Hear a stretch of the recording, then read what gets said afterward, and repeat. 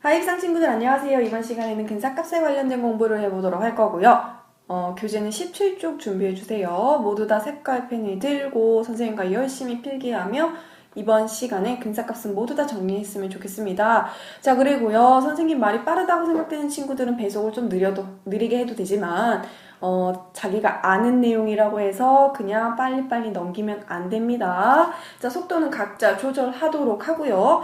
자, 근사값을 배우기 전에서요, 우리 값의 종류에 대해서 잠깐 살펴보도록 할게요. 자, 값은요, 실제로 정확하게 측정할 수 있느냐 없느냐에 따라서 두 가지로 나눌 수가 있어요. 자, 그래서 정확하게 셀 수 있는 것들을 우리는 참값이라고 기억을 하면 되고요. 정확하게 셀 수 없는 값들이 있겠지. 자, 그런 값들을 우리는 근사값이라고 오늘 배울 겁니다. 자, 그런데 참값은요, 어떤 것들이 있을까? 여러분들 중간고사 보고 기말고사 보면 여러분들 성적표에 점수가 짜라라라락 적혀있죠. 자, 그 성적표의 수학 성적은 조금씩 더 올라가길 바랍니다. 자, 그런 점수들을 우리는 참값의 예로 들을 수가 있고요. 그 다음에요, 너무너무 배고파서 홈플러스에 빵을 사러 갔어요. 빵을 샀는데 빵을 몇 개 사고 싶다. 빵을 민근이는 5개 먹고 싶고요. 은하기는 10개가 먹고 싶어요. 은하기는 돼지니까요. 자, 그래서 빵을 샀는데 선생님 아이패드가 왜 이러죠? 자꾸 말을 안 듣네. 자, 그래서 빵의 개수 같은 거, 자, 그런 것도 참값이 될 수가 있고요. 점수, 그 다음에 개수.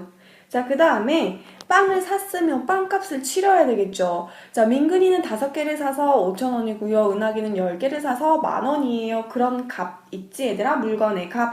그런 것들을 우리는 모두 참값이라고 합니다. 자, 그 다음에요. 정확하게 셀 수는 없지만 정확한 것에 가까운 값을 우리는 근사값이라고 하는데, 근사값의 종류에는요, 두 가지가 있어요. 어떤 것? 자, 측정하여 얻었다 하여 측정값이라고 하나 있고요. 그 다음에 어림수라는 게 있는데 측정값을 먼저 선생님이 설명을 해보도록 할게요. 자, 여러분들이요, 신체 검사하는 날 키 재죠? 몸무게 재겠지. 자, 그래서 승인이의 몸무게가 만약에 49kg이다 하지만 그것은 정확하다 안 하다? 그치? 정확하지 않다. 그것은 어떻다? 정확하지는 않지만 정확에 가까운 숫자일 뿐이다. 그 이유는 뭐예요? 우리가 몸무게를 재고 키를 재는 그 도구도 인간이 만든 거기 때문에 인간의 한계를 무시할 수는 없겠죠. 그래서 정확하지 않다는 거지. 그 다음에 어림수라는 건 약 얼마라고 얘기하는 것들. 자, 이런 거는 어떻게 얻었더라? 우리 모두 반올림하여 얻었던 값이었죠. 자, 이렇게 기억을 해주고요. 자, 그 다음에 근사값에서 참값을 빼요. 근사값에서 참값을 빼면 무엇이 나오느냐? 바로 띠딩 오차가 나옵니다. 오차는 근사값에서 참값을 빼면 우리가 얻을 수 있는 값이에요. 오차 자체는 문제로 잘 나오진 않아요. 오차가 다른 내용과 섞여서 객관식 지문으로는 나오기 때문에 오차에 관련된 개념을 정확히 이해해주세요. 자, 오차는 다시 얘기해요. 근사값에서 참값을 빼는 것이다. 자, 그리고 17쪽에 있는 문제는 스스로 풀어보도록 하고요. 18쪽으로 넘어가도록 하겠습니다. 18쪽으로 넘어갈게요. 자, 18쪽에는요, 오차의 한계가 지금 매우 중요합니다. 기억하고 있는 친구들도 있겠지만 기억하지 못하는 친구들도 있고요. 내가 다 알고 있다고 해서 완전히 알고 있는 건 아니에요. 한 번 더 들음으로써 오늘 완전히 알겠다는 의지로 공부하길 바랄게요. 자, 오차의 한계를 구하는 방법은 두 가지가 있어요. 반올림을 한 경우와 최소눈금 단위를 알 때 측정값인 경우를 얘기를 하는데, 자, 반올림을 한 경우에 여기 이렇게 어려운 말이 나와 있지만 이렇게 기억을 해도 좋고요. 선생님은 이렇게 알려주고 싶어요. 반올림을 한 자리, 그리고 반올림이 된 자리. 자, 반올림을 한 자리냐, 반올림이 된 자리냐에 따라서 우리가 곱해야 할 수가 다르기 때문에 선생님이 이렇게 분류해서 얘기를 하는데요. 자, 예를 들어서 근사값이 얼마라고 할까요? 1900이라고 한번 예를 들어볼게요. 근사값이 1900. 근사값이 1900이라고 한번 예를 들어봅시다. 자, 그런데 반올림을 어디서 했느냐? 1의 자리에서 반올림을 했어요. 1의 자리에서 반올림을 했어요. 자, 그러면 반올림을 1의 자리에 했으니 변하게 된 반올림이 된 자리는 10의 자리가 되겠지. 자, 그래서 반올림을 한 자리에서는 뭘 곱해주느냐? 곱하기 5를 해주면 되고요. 곱하기 5.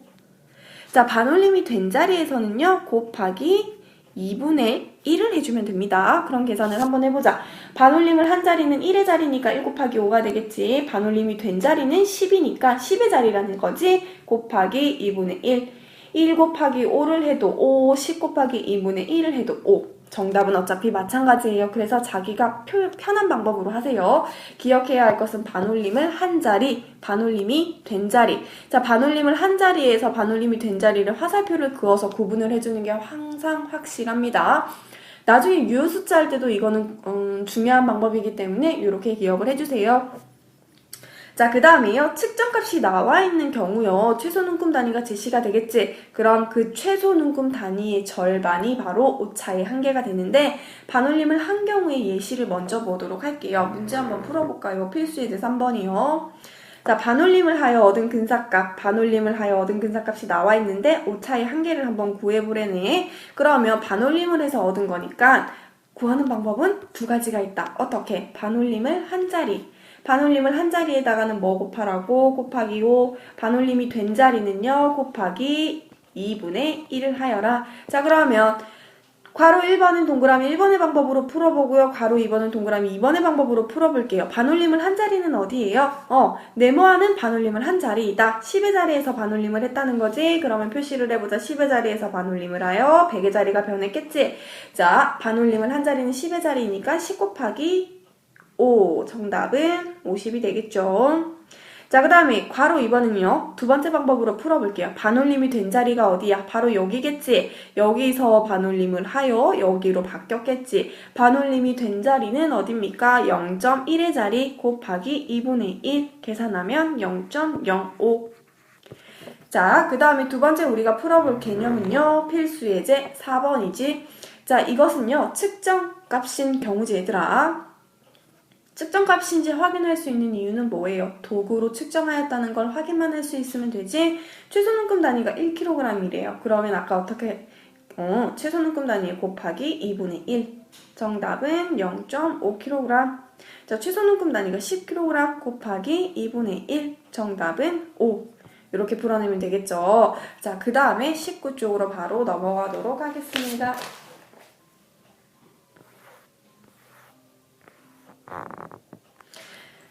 방금 우리가 배웠던 건 오차의 한계고요. 지금 우리가 배울 것은 참값의 범위입니다. 자, 참값의 범위를 우리가 배우기 이전에 우리는 필요한 개념을 다 배웠어요. 자, 참값은 오차 한계 내에 당연히 있겠지. 오차 한계는 뭐였어? 내가 참을 수 있는 최대 범위를 얘기하는 거였지. 자, 오차의 한계는 쉽게 얘기하면 그런 거예요. 오차로 인정할 수 있는 최대 범위를 우리는 오차의 한계라고 하는데 참값은 당연히 오차 한계 내에 있겠지. 자, 그렇기 때문에 다음과 같이 참값의 범위를 구할 수 있습니다. 참값은 여기 있고요. 자, 참값의 범위에서 왼쪽부터 살펴보도록 할게요. 근사값에서 오차의 한계를 빼요. 왼쪽은, 오른쪽은 근사값에서 오차의 한계를 더해주면 되는 건데요. 자, 그러면 근사값은 어떤 개념인 줄 알고 오차의 한계도 어떤 개념인 줄 아니까 문제를 바로 풀어보도록 합시다. 소수 둘째 자리에서 반올림을 하여 3.1이 될 수 있는 A의 범위를 구하고 수직선 위에 나타내어라. 자, 3.1의 끝자리는 얘들아 뭐니? 3.1. 참값의 범위를 구하려면 여기다가 A라고 합시다. 자, 왼쪽은 어떻게 된다 그랬어? 부등호도 꼭 기억하는 게 좋겠죠. 근사값에서 오차의 한계 빼주고요. 오른쪽은요. 근사값에서 오차의 한계를 더해주면 되겠지? 자, 그러면요. 우리가 지금 구해야 할 것은 오차의 한계를 먼저 구해야 되겠지. 자, 오차의 한계는 어떻게 구할까? 반올림을 한 자리에서 곱하기 5를 하거나 반올림이 된 자리에서 곱하기 2분의 1을 하면 되겠지? 자, 그럼 반올림이 된 자리에서 곱하기 2분의 1을 해보도록 할게요. 그럼 0.1 곱하기 2분의 1 하면 0.05. 자, 오차의 한계는 0.05라는 거 찾을 수 있겠다. 그러면 여기에 맞게 숫자를 그대로 대입을 한번 해보자. 근사값은 3.1 빼기 0.05. 자, 그리고 3.1 더하기 0.05. 이렇게 표현을 해주면 되겠지. 자, 그렇기 때문에 선생님이 수직선으로 한번 나타내 볼게요. 수직선 일직선으로 쫙 그리고요. 자, 3.1 여기다가 적어주면 되겠지. 3.1. 자, 그리고 왼쪽은 어디까지? 3.05겠지. 요거 계산하면 3.05지. 자, 그러면 여기는 3.05. 자, 그러면 여기 계산하면 얼마더라? 3.15지. 3.15. 자, 그래서 수직선에 나타낸 건 요렇게 나타낼 수 있겠죠. 자, 요렇게 그려내면 되고요. 자, 문제를 바로 풀어보도록 합시다. 자, 다음 근사값에서 참값의 범위를 구하여라. 이런 문제가 나오면 참값의 범위를 구하는 개념을 바로 옆에다가 쓰세요. 어떻게? 근사값에서 뭘 빼? 오차의 한 개를 빼고, 자, 그 다음은 근사값에서 오차의 한 개를 더하고, 자, 그 다음이요. 그러면 오차의 한 개를 구하는 게 두 번째겠지. 오차의 한 개를 구해봅시다. 오차의 한 개는요. 괄호 1번 문제를 한번 풀어봅시다. 10의 자리에서 반올림을 했다 그랬지. 그러면 반올림을 한 자리에서 이번에는 구해봅시다. 반올림을 한 자리가 10의 자리니까 곱하기 5.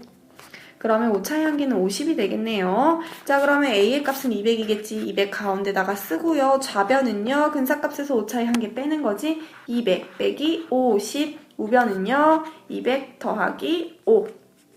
50. 자, 그래서 계산하면 150보다 크거나 같고, 요렇게 정리할 수 있습니다. 정답은 요렇게 되겠지. 선생님 바꿔서 썼네요. 250. 자, 이렇게 정리해주면 참값의 범위는 모두 다 구하게 되는 겁니다. 여기도 200이 아니라 참값이라고 써야 되는데, 그죠?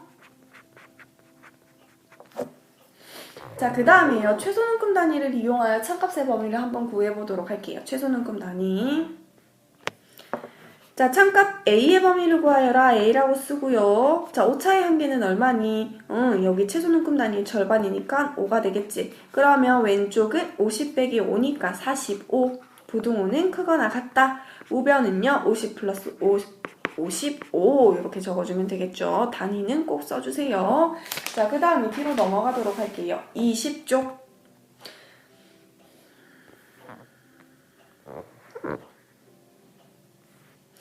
우리가 공부한 부분이 한꺼번에 다 나올 수 있는 문제가 바로 5번이다. 그치? 자, 5번에 괄호 1번만 풀어보고 이번 강의는 마치도록 하겠습니다. 자, 오차의 한 개 먼저 구하면 되겠지. 참값 A의 범위를 구해야 하는데 A의 범위는 어떻게 구한다?